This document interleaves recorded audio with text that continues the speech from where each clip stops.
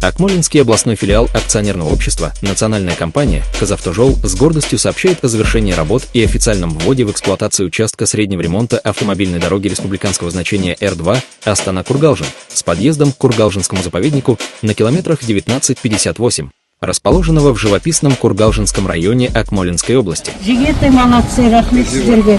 Үлкен сауаптыс ислам діні бойынша жол салған, құдық қазған, көпір салған, мешіт салған, нағыз сауаптыстер.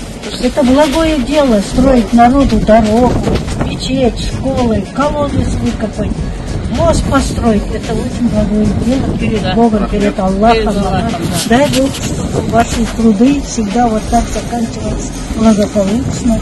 Счастья вам, здоровья, жигеты. Рахмет сіздерге.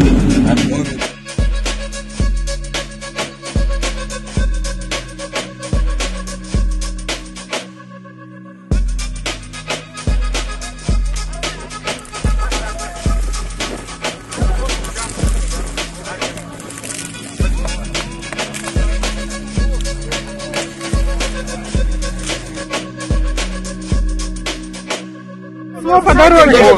Вот, молодцы. Он с вами будет. Сейчас, рахмет. Осындай жақсы жолдар ашыла берсін, біздің Қазақстан көпейе берсін, жолды өте тамаша, теп-теп. Сіздерге тек қана жақсы деймін, бастарыңыз аман, дендеріңіз сау болсын, әрдайым осы өркіндей берейік. Амин, рахмет. Ал енді көп ризашылығымды білдіремін. Көп рахмет. Мен осы аудан мәслихатының депутаты. Өте сапасы жоғары. Жаңағыда өте тез салынды да ешқандай қаншама техника өткенде бір-біріне бөгет болған жоқ. Авариясыз рахмет сіздерге. Бәрі уақытымен істеді.